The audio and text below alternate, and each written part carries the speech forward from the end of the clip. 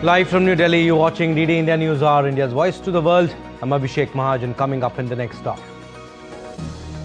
India's National Security Advisor Ajit Doval and visiting Chinese Foreign Minister Wang Yi to hold the next round of special representative dialogue on the boundary question. Wang Yi to also call on Prime Minister Narendra Modi. Russia's president agrees to meet Ukrainian counterpart within next 2 weeks at a yet-to-be-determined location. Trump agrees to extend another invitation to a three-way meeting afterwards. Zelenskyy says security guarantees for Ukraine will be worked out within 10 days at a meeting with Trump alongside European leaders. Macron says no discussion on Ukraine territorial concessions. Hamas accepts proposed deal for ceasefire with Israel, and hostage release says the Egyptian source Israel is yet to respond to terms of proposal. And in sports, Iga Swiatek defeats Yasmin Paolini in straight sets to lift the WTA Cincinnati Open crown for the first time, while in men's singles, Carlos Alcaraz wins as Jannik Sinner retires due to illness.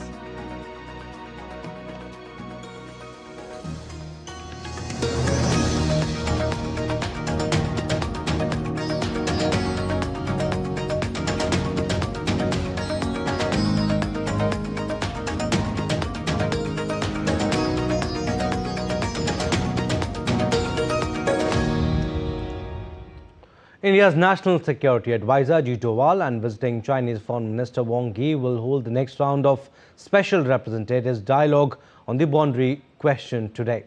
The breakthrough for this round of dialogue followed an agreement earlier this year between India and China on patrolling along the 3,500-kilometer line of actual control aimed at easing the 4-year-long border standoff. Besides Wang Yi to also call on Prime Minister Narendra Modi. The meeting comes ahead of Modi's visit to China later this month to attend the Shanghai Cooperation Organization Summit in Tianjin. Earlier on Monday, India's External Affairs Minister Dr. S. Jaishankar and Chinese Foreign Minister Wang Yi held a meeting in New Delhi, during which Dr. Jaishankar said that discussing border issues is very important because that is the basis for any positive momentum in India-China ties to maintain peace and tranquility in the border areas. He added that issues related to international situation, terrorism and economy were also discussed. Your Excellency will also be discussing, border issues with our Special Representative, National Security Advisor Ajit Doval tomorrow. This is very important because the basis for any positive momentum in our ties is the ability to jointly maintain peace and tranquility in the border areas. It is also essential that the de-escalation process move forward.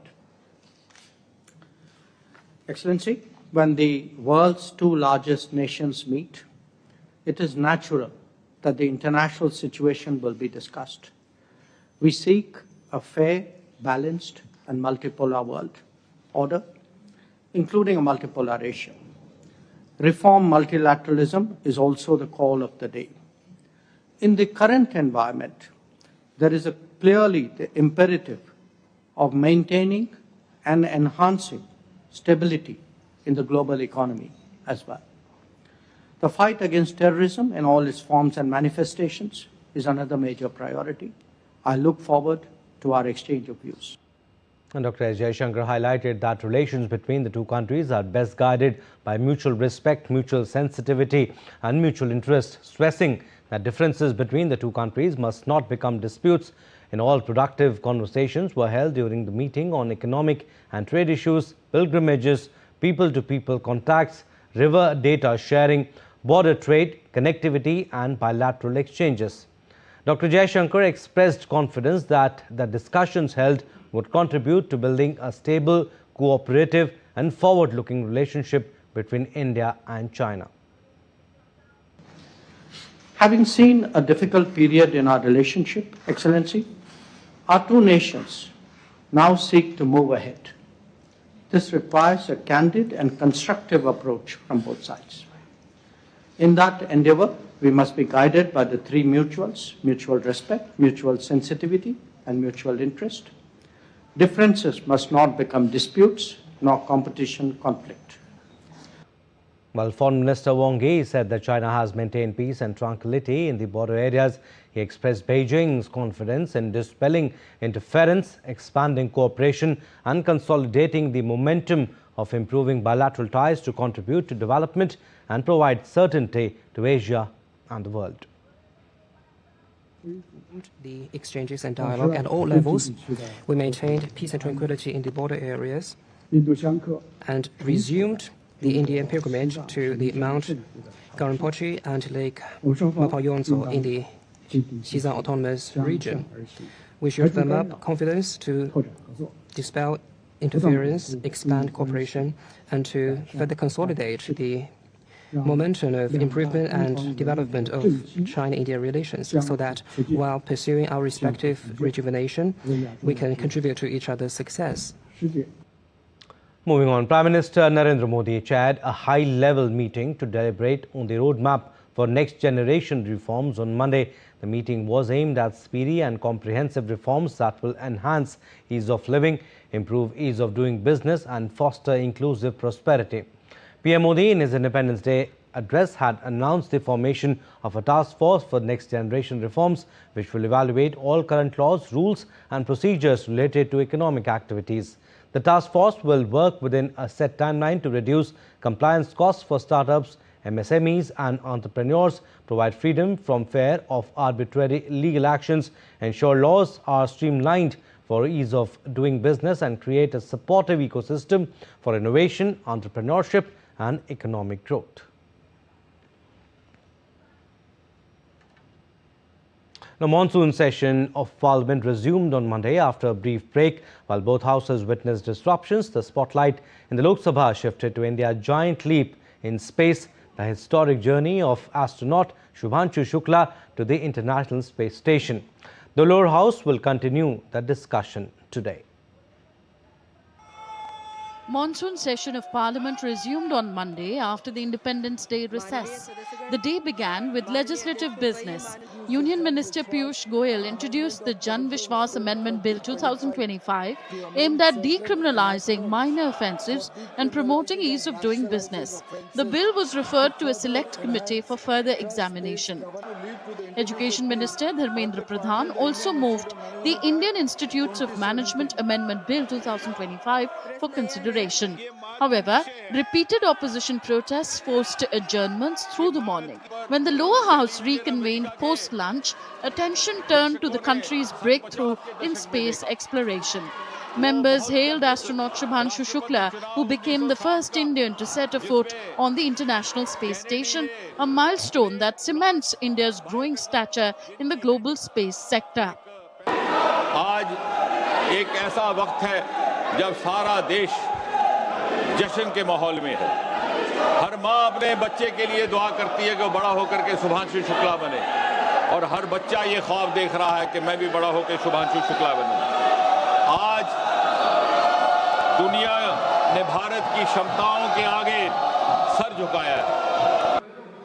In the Rajya Sabha, opposition protests over the special intensive review of Bihar's electoral roll caused brief disruptions. Yet, the upper house managed to clear the Indian Ports Bill 2025, already passed in the Lok Sabha. Parliament reconvenes now on Tuesday, but Monday's session will be remembered less for political sparring and more for celebrating India's entry into the front ranks of spacefaring nations. With Dibendu Mondal, Tanvita Neja for DD India. Let's now take a look at the legislative business in both the houses of the Parliament for today. In the upper house or the Rajya Sabha, India's Minister of Mines, G. Kishan Reddy, will move the Mines and Minerals Development and Regulation Amendment Bill 2025 for consideration and passing. The Act establishes the National Mineral Exploration Trust to fund mineral exploration in the country. The bill widens the scope of the trust to also fund development of mines and minerals. While in the lower house or the Lok Sabha, Education Minister Dharmendra Pradhan will move the Indian Institutes of Management Amendment Bill 2025 for consideration and passing. The bill aims to include the IIM Guwahati to the schedule of the Indian Institutes of Management Act to make it an institution of national importance. Moving on, Prime Minister Modi on Monday met Shubhanshu Shukla at his official residence in New Delhi, marking a moment of pride for the nation. During the meeting, the two discussed a wide spectrum of subjects, including Shubhanshu Shukla's experiences in space, India's strides in science and technology, and country's ambitious human space flight program, Gaganyaan.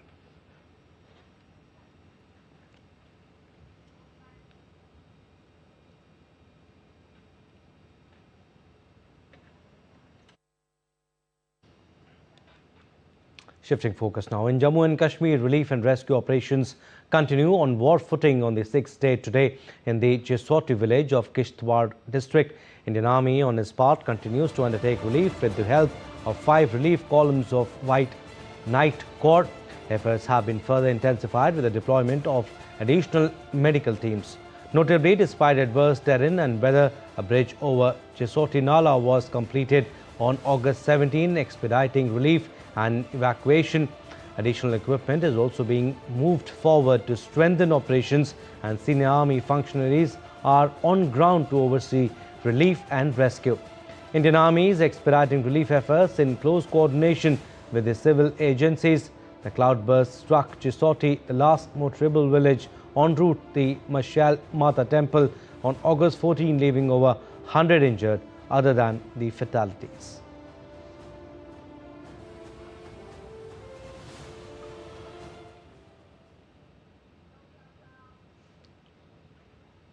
Now, the National Highways Authority of India on Monday imposed a penalty of Rs 20 lakh on the toll collecting agency at Bhuni Toll Plaza on Meerut Karnal section after its staff beat up an army personnel. It condemned the behavior of the toll plaza staff and said it is committed to ensuring safe and seamless travel on national highways. NHAI has also initiated the process of terminating and debarring the toll collection firm Dharam Singh from future participation in toll plaza bids. An official statement said taking strict action on the incident of misbehavior with army personnel by toll staff deployed at Bhuni Toll Plaza on Meerut Karnal section of NH 709A on 17th August, where a verbal altercation between an army personnel and toll staff escalated into a fight. The incident took place at the Bhuni Toll Plaza in Sarurpur area on Sunday, when Kapil Singh, who was returning to his duty in Srinagar after completing his leave, requested the toll staff to let him pass quickly as he had to catch a flight. However, this request led to an argument and the toll staff allegedly tied him to a pole and beat him with rods. Still to come on this edition of DD India News Hour. Russian President Vladimir Putin shares his assessment of the meeting with President Trump with PM Modi. Air Canada and flight attendants union resumed talks for the first time since strike began. And in Rio de Janeiro, a group of pediatricians swapped their white coats for colorful Disney princess costumes.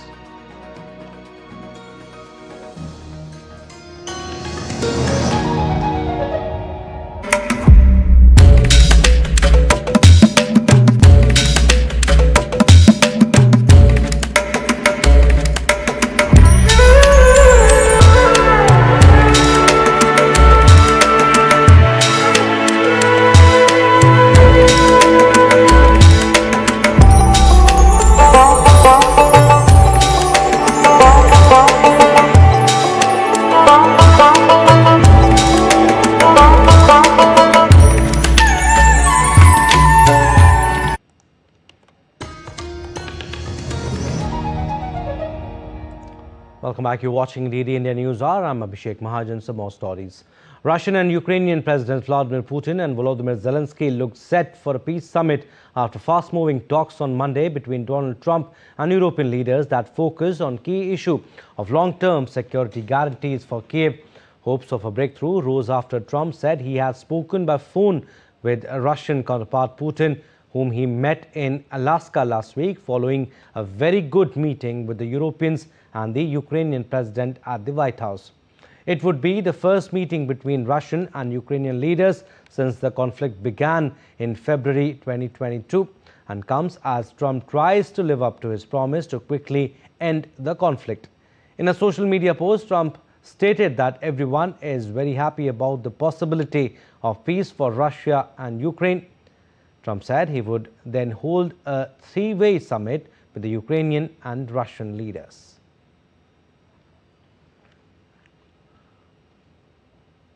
Ukrainian president later confirmed the meeting to negotiate an end to the Russia-Ukraine conflict while speaking to the reporters.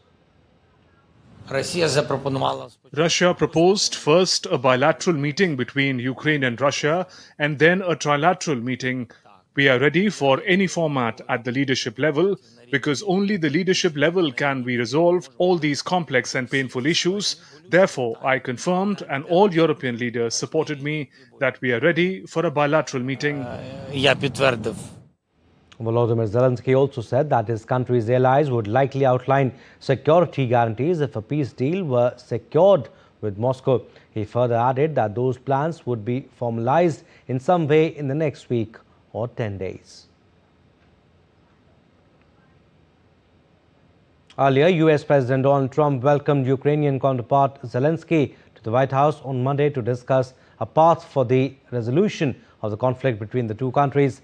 Trump's meeting with Zelenskyy appeared cordial and friendly in marked contrast to the last White House meeting in February, in which Trump and other members of his administration verbally berated the Ukrainian leader and blamed him for the continuation of the conflict. During the bilateral meeting with Zelenskyy, US President Donald Trump said that he will work with Ukraine and everybody to bring peace. Well, we're going to work with Ukraine, we're going to work with everybody, and we're going to make sure that if there's peace, the peace is going to stay long-term. This is very long-term. We're not talking about a 2-year peace and then we end up in this mess again. We're going to make sure that everything's good. We'll work with Russia, we're going to work with Ukraine, and we're going to make sure it works. And I think if we can get to peace, it's going to work. I have no doubt about it. And Ukrainian President Volodymyr Zelenskyy said he was open to holding an election in safe circumstances if the conflict with Russia comes to an end. Open for election, yes. We have to do safety circumstances, and a little bit we need to work in the parliament because during the war you can't have elections, but we can do security. We need, maybe how to say, we need a truce, yes, everywhere, in the battlefield, in the sky, in the sea, yeah, to make possible for people to do democratic, open, legal elections. US President Trump also held talks with the Ukrainian president and the European leaders at the White House. EU leaders, including NATO chief Mark Rutte, EU Commission President Ursula von der Leyen, German Chancellor Friedrich Merz, French President Emmanuel Macron, British Prime Minister Keir Starmer, and Italian PM Giorgia Meloni, and Finnish President Alexander Stubb lauded Trump's efforts to stop fighting. The EU leaders also called for a ceasefire between Russia and Ukraine. During the talks, Trump said the US will provide security guarantees for Ukraine as part of any peace deal. The Alaska summit reinforced my belief that while difficult, peace is within reach, and I believe that in a very significant step, President Putin agreed that Russia would accept security guarantees for Ukraine, and this is one of the key points that we need to consider, and we're going to be considering that at the table also. Also, British Prime Minister Keir Starmer described Monday's meeting between Trump, Zelenskyy and EU as good and constructive, highlighting a unified approach to Ukraine's security and steps towards further negotiations with Russia. Today's meeting was good and constructive, and there was a real sense of unity between the European leaders that were there and President Trump and President Zelenskyy. And we had two material outcomes. The first, on the question of security guarantees, was the agreement that the coalition of willing countries, that's 30 countries already working together on security guarantees, will now work with the US on those guarantees, coordinating. The other material outcome was the agreement that will now be a bilateral agreement between President Putin and President Zelenskyy. That was after a phone call between President Trump and President Putin during the course of this afternoon, followed by a trilateral, which will then add in President Trump. And French President Emmanuel Macron said that White House talks involving Ukrainian president did not raise Kiev surrendering territory. Talking to media, Macron also stressed that any future peace deal between Russia and Ukraine cannot restrict the size of Kiev's military. Macron also called for stepping up sanctions against Russia if Putin does not move forward on peace with Ukraine. It was agreed today that we will work with the United States of America on the content of these security guarantees and the cooperation that each side is prepared to provide. I was able to go over again this afternoon on the content of these security guarantees, which consists of a robust Ukrainian army, which carries weight, can resist and deter any attempted attack, and so without limitations in numbers, capabilities, weapons, etc. And then there are also reassurance forces at sea, in the air, on the land, that the allies are ready to provide to Ukraine. And German Chancellor Friedrich Merz also said that Ukraine should not be forced to surrender his Donbas region to Russia in talks. He also stresses that a ceasefire in Ukraine would be desirable before a meeting between Volodymyr Zelenskyy and Vladimir Putin. The third aspect I want to address regarding Ukraine, which has not been discussed again today, is that no territorial concession should be imposed. The Russian demand that Kiev give up the free parts of Donbas corresponds, to put it bluntly, to a proposal for United States to have to give up Florida. A sovereign state cannot simply make such a decision lightly. This is a decision that Ukraine must make itself in the course of negotiations.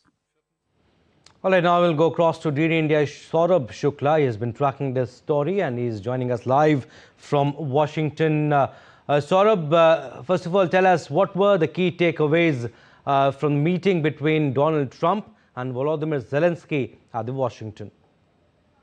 You know, the biggest takeaway, if you ask me, Abhishek, was that the peace process has inched forward to ensure that there is finally an end to this war. Because what was happening earlier was, if you recall, the earlier meeting with the President Zelenskyy in the White House that President Trump had clearly was a disaster. This time, the body languages were very different. There were positive atmospherics. And I would say that there is a major step forward, so to say. What we expect, and this is what my sources are telling me, that today he was clearly told that US will ensure security guarantees for Ukraine without Ukraine joining the NATO. So there will be a NATO-like architecture where the allied countries, the European countries which are there, the coalition of willing, as the British Prime Minister was talking about, they will provide the security guarantee. US will provide the military hardware, and to reassure Ukrainian people that Russia will not do act like this, what has happened in the war against Ukraine. So this was the broad outlook that they agreed on. Clearly, that was understood by President Zelenskyy, who was willing to take this, and that's the reason why this is inched forward. And you will see now a bilateral meeting happening between President Zelenskyy of Ukraine and President Putin of Russia. Abhishek? Right. I mean, continue with what you said. A trilateral meeting. In fact, Trump floated the idea of a meeting involving Vladimir Putin, Volodymyr Zelenskyy and himself. Macron says 2 weeks, but how soon is that likely to happen?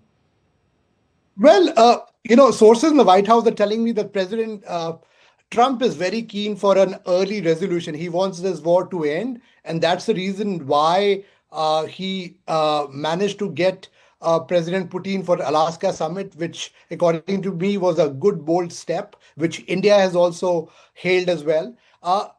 I get a sense that the first meeting will be between President Zelenskyy and President Putin. They want to do it within a span of 1 week. And once the broad agreement is done between these two leaders, that will be followed by a trilateral meeting where the US President Donald Trump will be present. and that will be the final, so to say, the final agreement to end this war. That is what the architecture or the template that is being spoken about.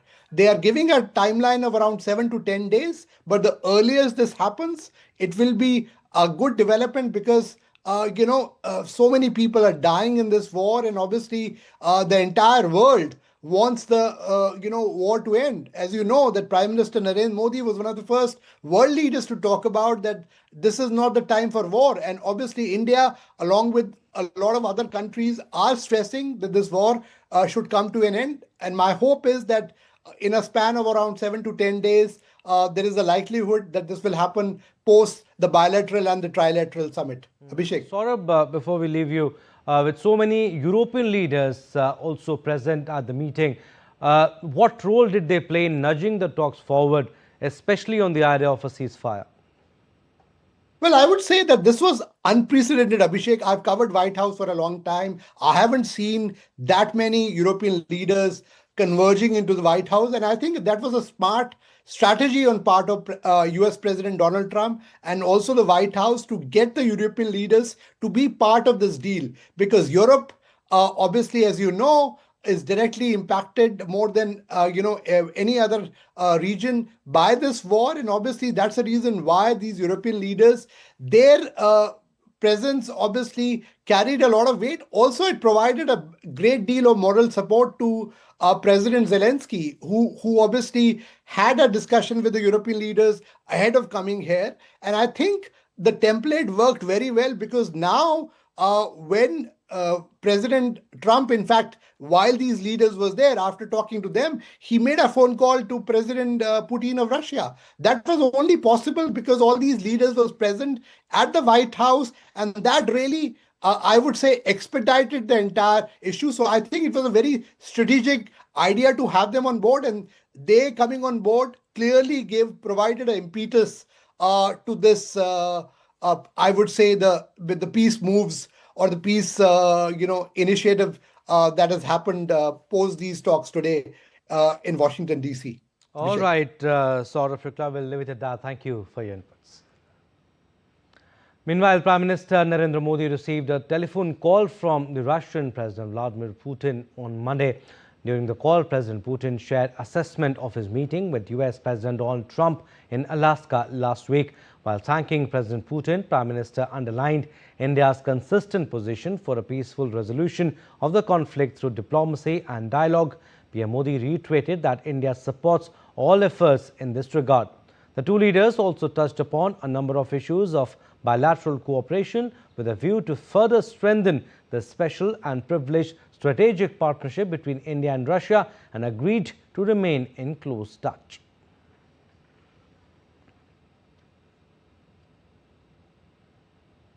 All right, moving on to another conflict zone in West Asia, Hamas has accepted a new ceasefire proposal for Gaza after a fresh diplomatic push to end more than 22 months of violence. Israel has not yet responded to the offer. Talking about the details of the deal, it includes pullback of 1 kilometer by Israel defense forces from their current positions, except in the areas of Beit Lahia and Shejaya. In exchange for 10 living hostages, Israel will release over 200 Palestinian prisoners, including 140 individuals who are serving life sentences. For each deceased Israeli hostage, there will be an exchange of 10 Palestinian bodies. Humanitarian aid, along with fuel, electricity and water, will be allowed to enter Gaza. The Rafah crossing will be reopened in both directions. A 60-day ceasefire will be implemented, during which further negotiations are expected to resume. And mediators Egypt and Qatar, backed by the United States, have struggled to secure a lasting truce in the conflict. Egypt said it and Qatar had sent the new proposal to Israel, adding the ball is now in its court. And the proposal comes more than a week after Israel's security cabinet approved plans to conquer Gaza City and nearby refugee camps, which has sparked international outcry. Out of 251 hostages taken during Hamas's October 2023 attack that triggered the conflict, 49 are still held in Gaza, including 27 the Israeli military says are dead. Meanwhile, Egypt's President Abdel Fattah al-Sisi met with Qatar's Prime Minister and Minister of Foreign Affairs Sheikh Mohammed bin Abdul Rahman bin Jassim Al Thani in Cairo on Monday. The meeting discussed bilateral cooperation between the two countries as well as their joint efforts to reach a deal in the Gaza Strip. Egyptian Foreign Minister Badr Abdelati and Palestinian Prime Minister Mohammed Mustafa visited the Rafah border crossing. Abdelati said that 1,288 aid trucks entered Gaza through the Kerem Shalom crossing from July 27 until August 17. He added that Egypt has contributed around 70% of the humanitarian aid since October 7, 2023. The two officials also visited Egypt's Red Crescent facilities where aid is sorted and hot meals bound for Gaza are cooked and packaged. They then met with Palestinian medical evacuees receiving treatment at Arish Hospital. Egypt said it was willing to join a potential international force deployed to Gaza, but only if backed by a UN Security Council resolution and accompanied by a political horizon.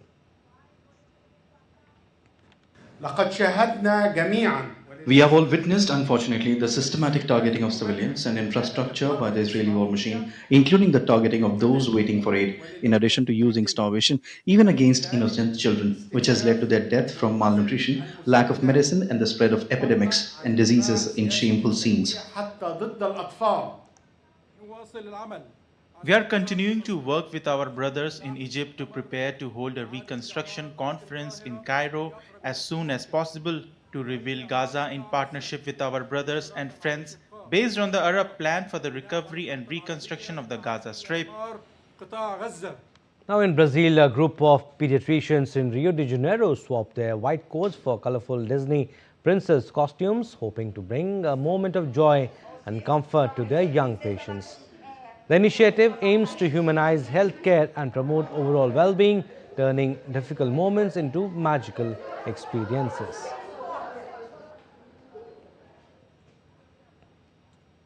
Now still to come on this edition of DD India News Hour. IMD issues red alert for Maharashtra. Indian Army undertakes flood relief operations. Thousands of firefighters battle over 40 active wildfires across Spain and Portugal amid record-breaking season fueled by climate change. And Ayodhya gears up for Ganesh Chaturthi celebrations.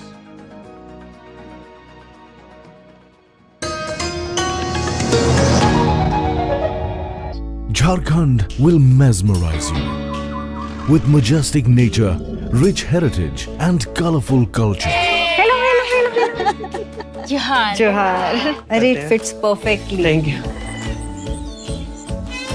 Full workout ho gaya. Ready?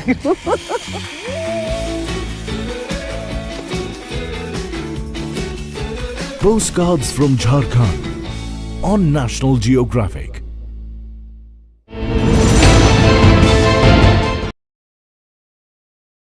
Geopolitics and trade deals. Economic challenges amid development. Hard work and the path to prosperity. It's the economy.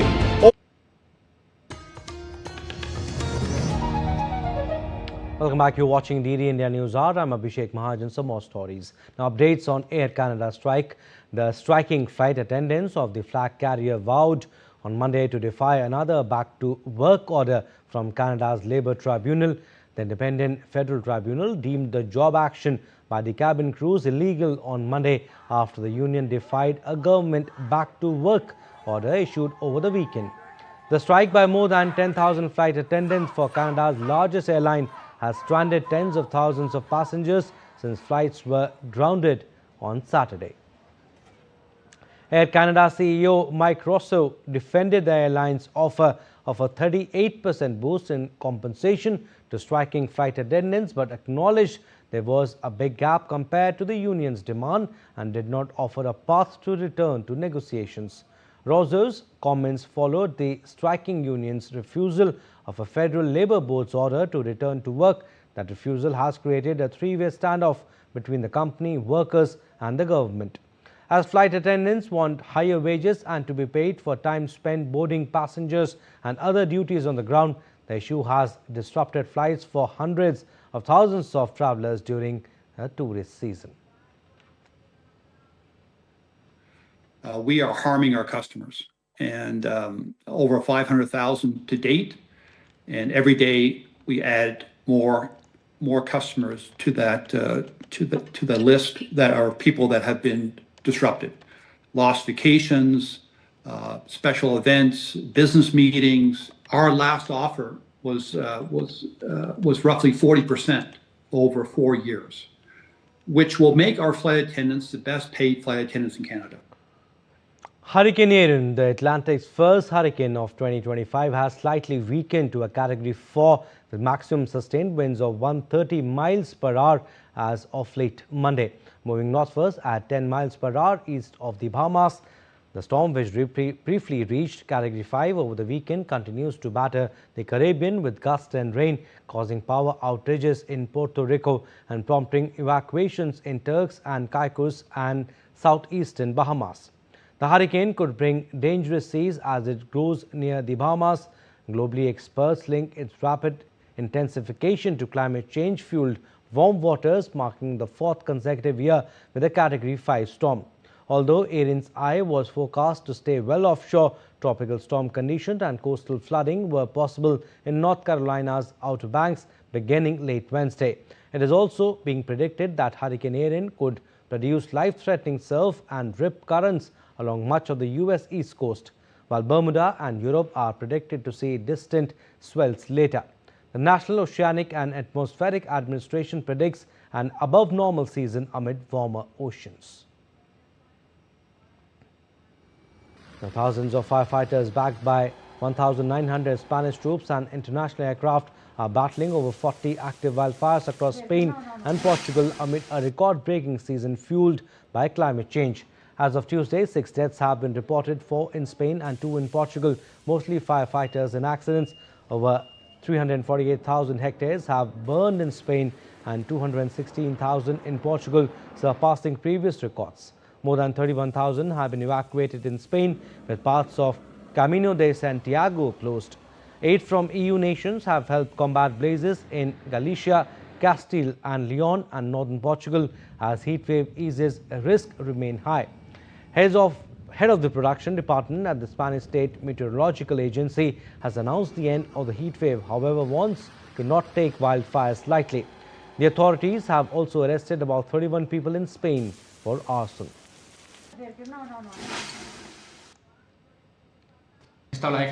This heat wave, based on the current data, will end today, which is good news. And with its 16-day duration, it constitutes the third longest heat wave since we began recording in 1975. However, this does not mean we should lower our guard regarding fires. At the moment, we have 23 active fires at operational level 2, which, as you already know, are fires in a situation of greater emergency severity because the weather has been tremendously adverse. Because these fires, often referred to as new generation fires, certainly have a virulence that, as a result of climate change, we had not experienced until now. In Pakistan, flash floods triggered by torrential monsoon rains have killed at least 350 people in northwest Pakistan since August 15, with over 200 fatalities in Bunair district of Khyber Pakhtunkhwa province. The victims include 28 women and 21 children as cloudbursts dumped over 150 mm of rain in hours, sweeping away homes, vehicles and infrastructure. Nationwide, the death toll from this season's rain since late June has surpassed 500, with 700 injured. Rescue operations that were hampered by ongoing downpours resumed on Monday. Food is being delivered along with medicine and tents. Meanwhile, a relief helicopter crash has claimed 5 lives during the rescue efforts. New floods in Swabi were reported, where 20 more have lost lives and over 150 remain missing.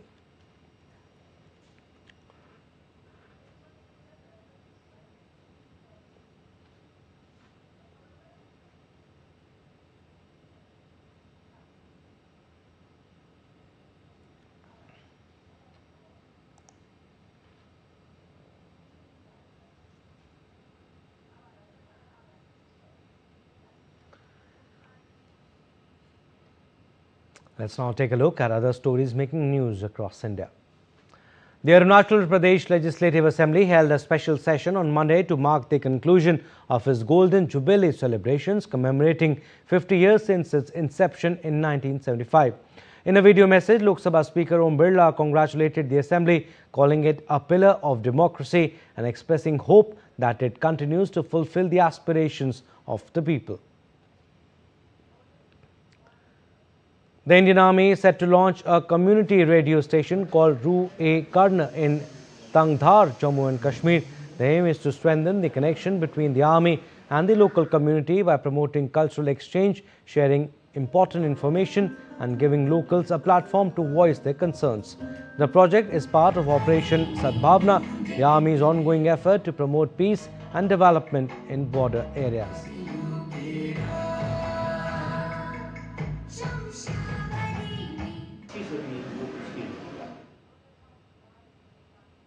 Assam Rifles, in collaboration with Indian Institute of Information Technology, Manipur, signed an MOU in Manipur to promote drone technology for defense and security. The program aims to strengthen surveillance, reconnaissance and logistics support capabilities. In Uttar Pradesh, Ayodhya is gearing up for Ganesh Chaturthi, set to begin on September 27.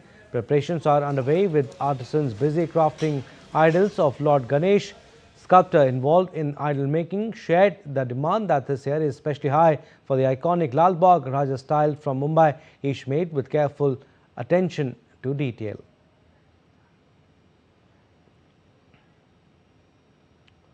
The India Met Department on Monday said that extremely heavy rainfall is likely across several parts of the country in the coming days. The Met Department has issued red alert for extremely heavy rainfall in isolated areas of Konkan and Goa, Madhya Maharashtra and Gujarat state over the next few days.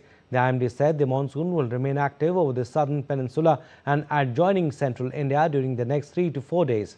Several other states including Himachal Pradesh, Uttarakhand, Uttar Pradesh, Assam, Bihar and western Madhya Pradesh also reported heavy rainfall. In Maharashtra, swift and coordinated flood relief operations are underway in Nanded district, Maharashtra, after heavy inundation affected the villages of Ravan and Hasnan off the banks of the Lendi River.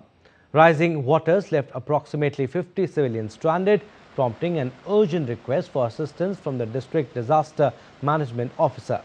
Responding immediately, the Indian Army mobilized a column comprising medical and engineer teams along with an emergency task force. The teams were deployed at short notice at 11:30 hours IST to provide timely rescue and relief support.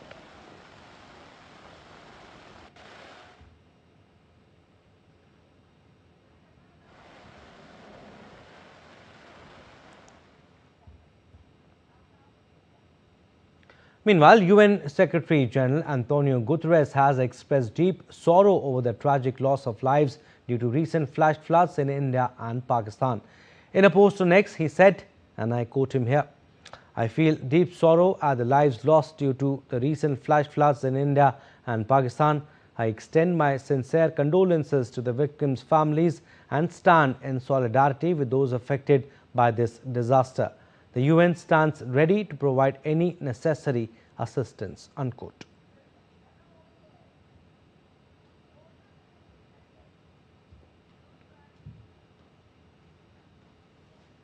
All right, time now for another short break, but still to come on this edition of DD India News Hour. Asian stocks edge lower ahead of key central bankers meet. US dollar index rises as traders evaluate diplomatic signals. The Indian Cricket Board set to announce its squad for the Asia Cup 2025 today. An Indian cricketer, Murali Kartik, speaks to DD India on Prasar Bharati's new weekly cricket program, The Great Indian Cricket Show.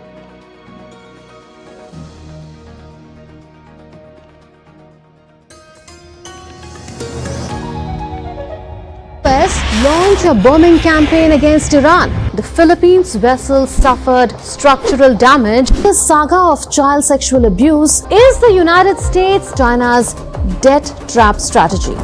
Truth is stranger than fiction. but sometimes hard to uncover.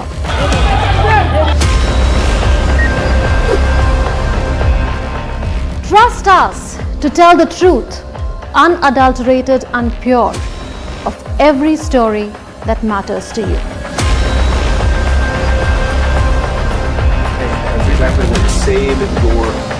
You read between the lines, cut the clutter, and connect the dots to get you the full picture. Watch Connecting the Dots at these times with me, only on DD India.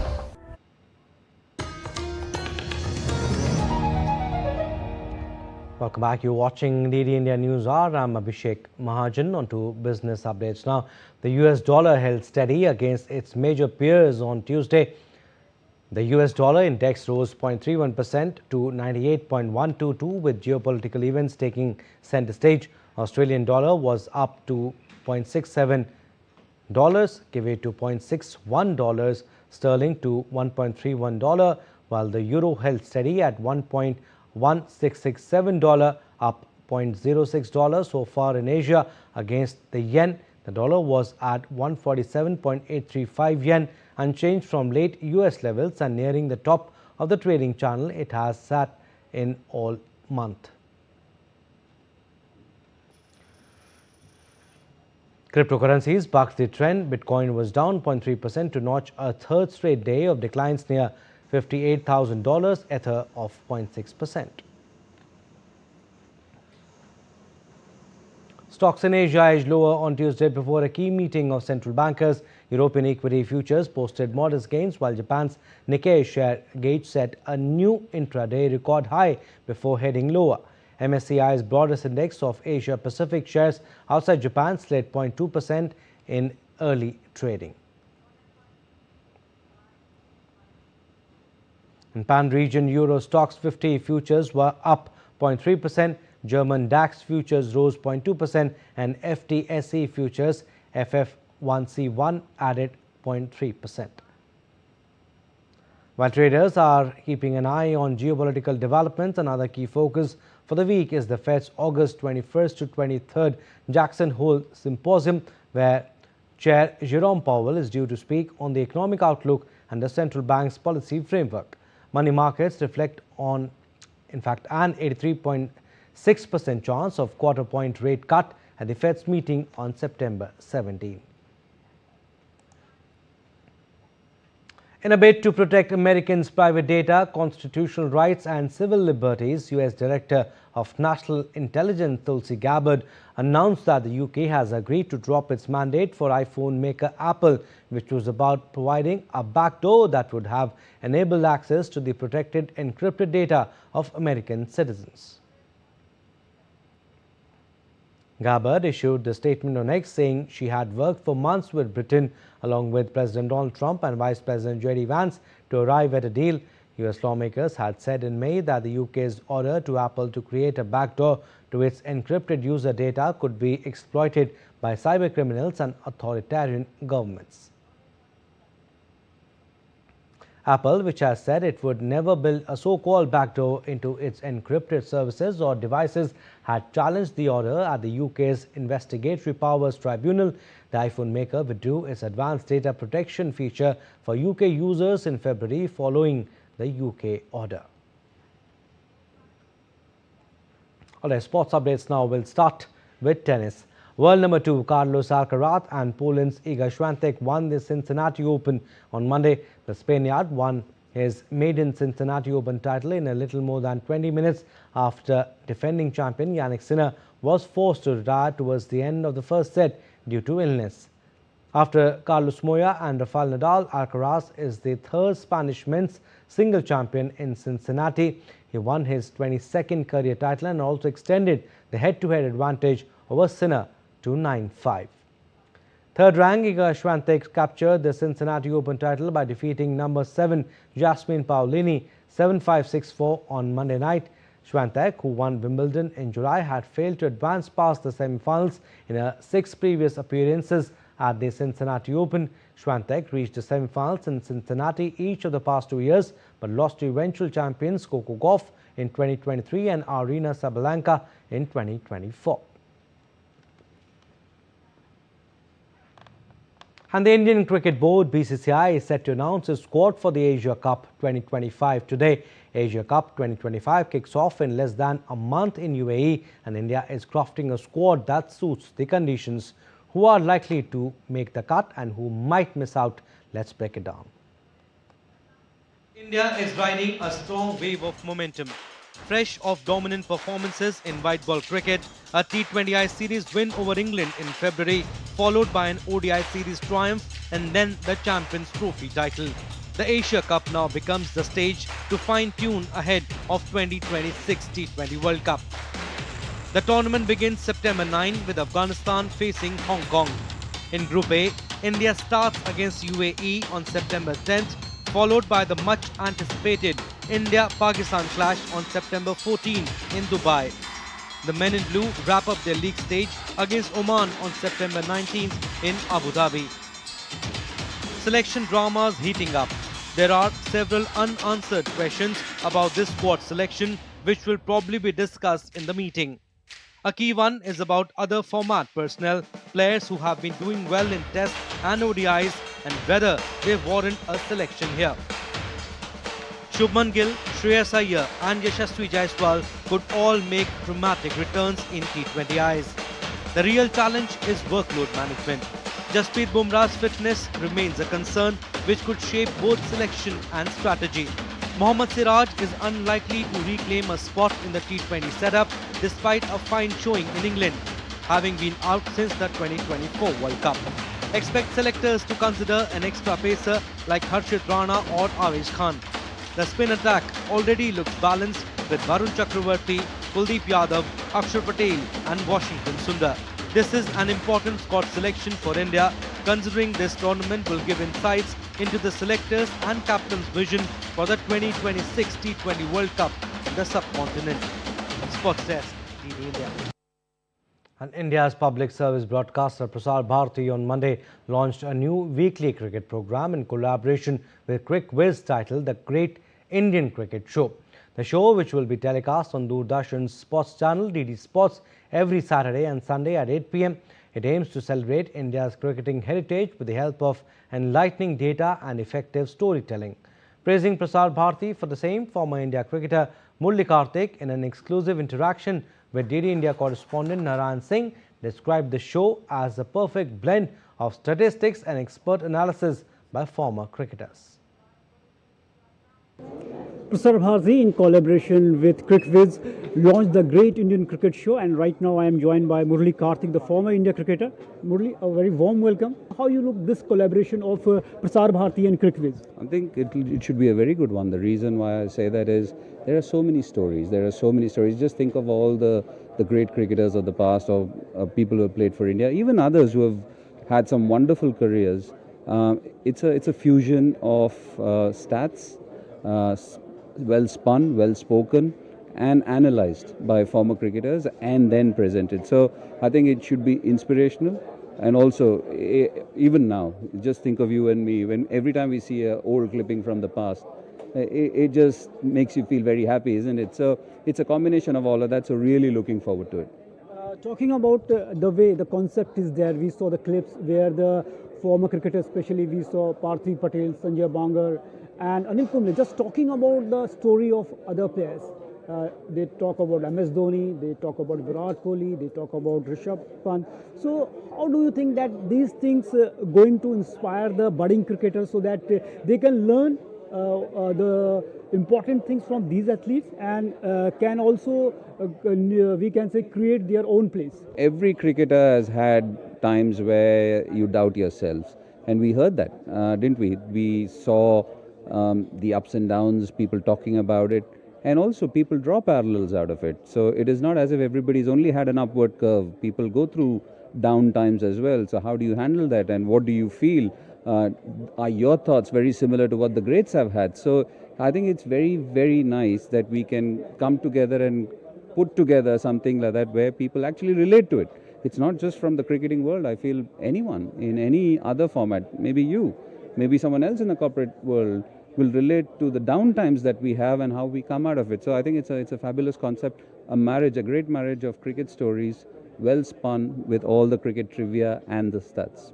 Definitely, the way Murali Karthik said that things are happening, and he talked about the show, the way there will be stories of your veteran cricketers will be there. Definitely, it's going to inspire the budding cricketers of the country. With camera person Piyush, Narayan Singh, WTA India, Delhi. And in Mongolia, Grassland Nadam Festival unveiled a youth Nadam event. For the first time, Nadam means entertainment or games, and it is a traditional festival with a profound history among the Mongolian people.